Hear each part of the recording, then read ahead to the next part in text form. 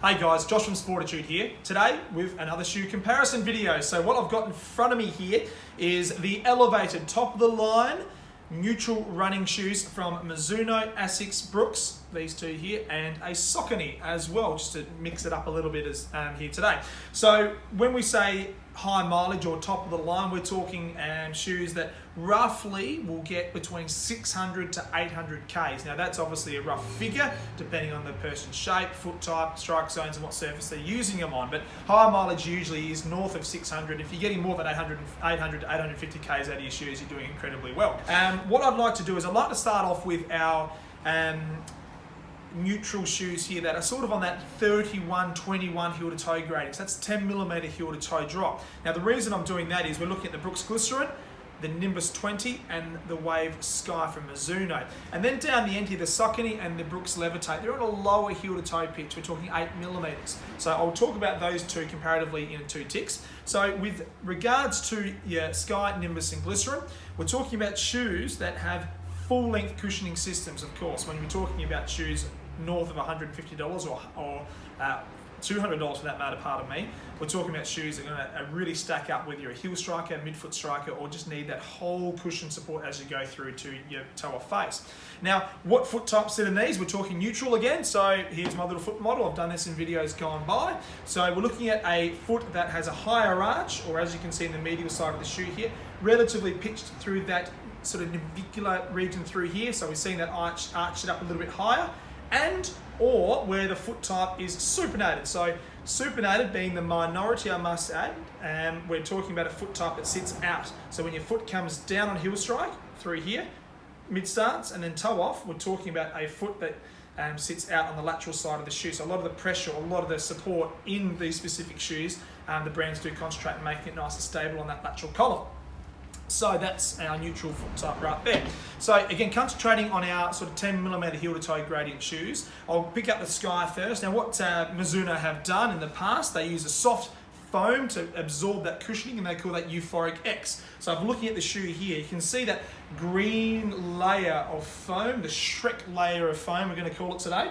That is their absorbent cushioning system, Euphoric X. So you can see it goes the whole way through the shoe. So you're getting a nice plush feeling underneath your foot from heel strike, mid stance and toe off. Now what Mizuno how Mizuno, pardon me, have split themselves away from the other brands, and their unique point of difference is the wave plate. They've been using a wave plate for many years now. So essentially the wave plate, if I can do my best to bring this a little bit closer to you in the Wave Sky, where my finger sits there and where my finger sits there, on that medial side you'll see a wave plate that looks like a little blue line splitting the green foam and the white foam, and then on the lateral side through here, it's just on that heel strike zone through here. So why they've done that and not gone all the way through to the forefoot like they've done in previous models, the Wave Enigma, which is what this little guy replaced, is because they wanted a slightly more flexible shoe on toe off. Now, having a wave plate, if you could imagine, that covered the medial and lateral side just made the shoe very stable, and it worked for a lot of runners. But I suppose they were missing out on a few runners that didn't like the extra stiffness in this shoe. So what they've done is they've concentrated on giving it plenty of support on that, right under that first metatarsal joint, to give you some support and toe off. Hence why they've kept the wave plate on that medial side to go through that transition under your toe off face. So Mizuno wave plate, Euphoric X cushioning, nice and structured, very stable shoe, and nice deep heel counter. Two widths in this guy here. So we've got a D in the men's and a 2E, and then for the ladies we've got a B and a D. So I'll be touching on the widths as I go through this video as well. So that's your Mizuno Wave Sky. Nimbus 20 had a little bit of an update from the 19. So we didn't do too much in relation to features underneath the foot. So they've kept with what they've done, pardon me, in the Nimbus 19, the gel quad in the heel and the forefoot, encapsulate it with that flight foam midsole. However, the upper, they've tweaked it ever so slightly. So what they've done essentially is just given some extra structure and integrity through the medial side through here on the upper. And it's hard to see to the naked eye, and I won't be able to do it any justice by bringing the shoe closer to the camera, but I suppose, I hope you can take my word on this. The upper, the woven knit through the forefoot through here, the mesh, pardon me, not knit I shouldn't say, the woven mesh they've used is a lot stronger and a lot tougher. So we shouldn't get any issues with wearing little holes in the Nimbus 20 through there. A nice external heel counter, which just gives the shoe plenty of reinforcement. And one little feature I've really liked with the new Nimbus 20 is the extra foam and padding they've put on the liner on the inside of your collar. So what that essentially does is it just gives the back of your heel and Achilles a really nice snug fit, a nice secure fit through there. Again, as I said before, we've got a 10mm heel to toe gradient, so we're talking 31mm in the forefoot and 21mm heel, 31 on the heel, 21 on the forefoot, so 10mm heel to toe gradient. Takes a bit of stress off that lower Achilles and calf. In the Nimbus men's, we've got a D and then we have a 2E, 2 widths through there, and a 4E, pardon me, I forgot. 3 widths, a D, 2E and 4E available in the Nimbus 20. Now the widths do come in different colours. Again, once you hit our website, you'll see that brands only specifically make some widths in certain colours. There you go, Nimbus 20. Jumping onto the Glycerin 15, we've got here in front of me the men's D width through here. So Glycerin, we're talking again 31-21, 10mm heel to toe gradient. Super DNA cushioning system, essentially silicon particles broken down, sprinkled into the foam or the EVA base, which gives it a really consistent cushioning system. So whether you're a heel striker, midfoot striker, or even if you're just walking in them, you're getting a consistent feel underneath the foot every single step. Now that's a great thing, I personally think. Instead of trying to generically locate where they need to put a cushioning pod, they have made the midsole the same blend or the same density the whole way through. So I've always been a big fan of the Glycerin in the last couple of years. They're making some great shoes. Now what Brooks do that's a little bit different than the other two shoes just through here. So if I just hold it up and show you the base of this, you can see here we're talking about just a pure rubber outsole the whole way through. Now what Asics have done, you can see through here they've split the rear foot and the forefoot by putting a little trussic system through the midsection through here. Now that does give it plenty of structure and integrity when you're going through your mid-starts phase, where the load is on that one foot, you get some support. Same with the Sky over here, I'll just show you again. That split the rear foot and the forefoot with just a little trussic system through here, which is connected to the wave plate. Now again, that gives it some structure and integrity when you're going through that mid-starts phase. However, Brooks, by not having that trussic system, have increased the width of the shoe through mid-starts. So you're getting plenty of real estate when you're going through that mid-starts transition. Which one's better? For me, I've run in them all. I found probably this one just gave me a little bit more of a, you could say, cradled support going through mid-starts, because I do vary my speeds when I go for runs. I like to go for my slower runs, go for some quicker transition runs. And if I'm hitting through that mid-foot, forefoot region, I like to know that I've got a whole part of the shoe which I can hit the ground with. If I'm missing a trussic system, it can cause for me a little bit of a funny feeling, but I do like the Glycerin and how it runs for me. Cool, widths. We have got D and 2E in this guy here for men. So D standard, 2E a little bit broader. And for the women's, we've got a 2A, B and D. So there you go. That's your widths in your Brooks Glycerin. Cool. Now jumping over here, we're going to talk about our 8mm heel to toe gradient shoes. Now what Saucony do, they've got a polyurethane blended midsole called Everrun. So the Everrun cushioning system is very soft. Probably out of the shoes we're looking at here, it is the softest underneath the foot. So if you're at home and you like a nice, plush, very soft cushioning landing pad, this would certainly be a shoe I'd consider.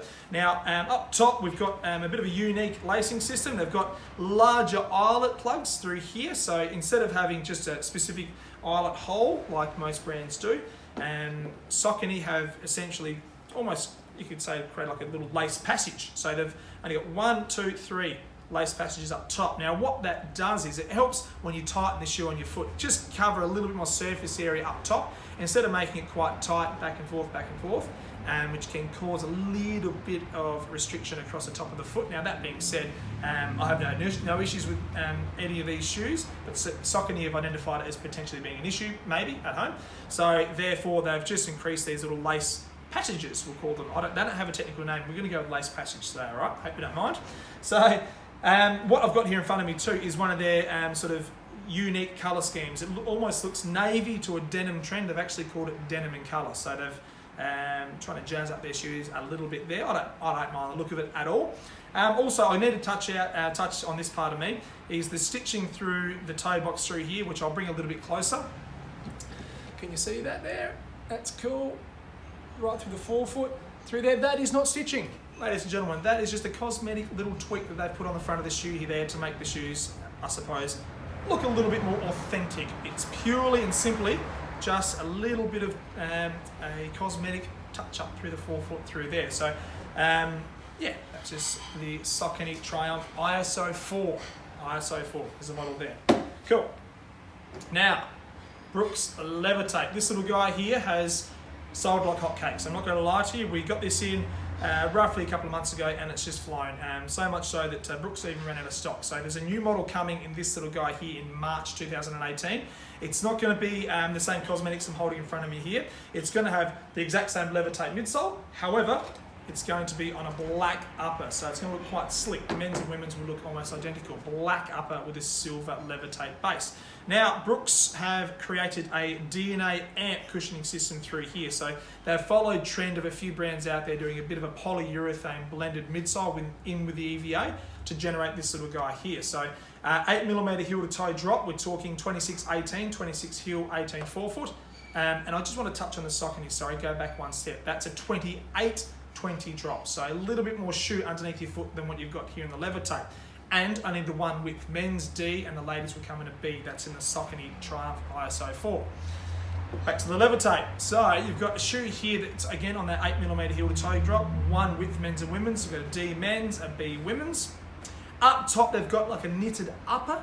So in terms of getting your foot inside the shoe, it almost feels like a slipper. It's quite comfortable. And we haven't had a huge amount of success fitting a broader foot type. So if you're a guy at home, you're sort of playing in that 2E to 4E category, I'm so sorry. You're going to have to put a line through this one. You should be considering Glycerin, Nimbus, or even the Sky. And the same with the ladies too. If you've got a slightly broader foot type, we haven't had much success in terms of allowing the shoe to adapt to the foot. So we won't go down that path. Levitate, great performing shoe. So it's the most responsive polyurethane shoe on the market. That's from my personal opinion. I don't have any stats to back that up. I ran in all the polyurethane blended shoes, and when I'm running the Levitate, you do feel like you're on top of the ground a lot more. So you get that perfect balance of absorption, which is what you like out of a polyurethane blend, and then that kick, that bounce back. So all the energy in the DNA amp midsole, so the silver base, what it essentially does is it doesn't escape out the sides, it stays hidden inside the shoe, and then when you toe off, it just gives you a really springy toe off feel. A little sort of sprung last through the forefoot. Again, what that does is when you're going through mid starts to toe off, just gives that forefoot a little bit more of a cradled toe off feel. There you go. Hopefully I've given you enough information. It's been a long shoe comparison video here today, but guys, if you haven't already, please subscribe to our channel. If you've got any questions regarding these shoes or any other neutral shoes you'd like us to talk about, please comment on the video below. And yeah, we'll do our very best to get back to you ASAP. Guys, thanks again. Appreciate your time and happy running. We'll see you next time.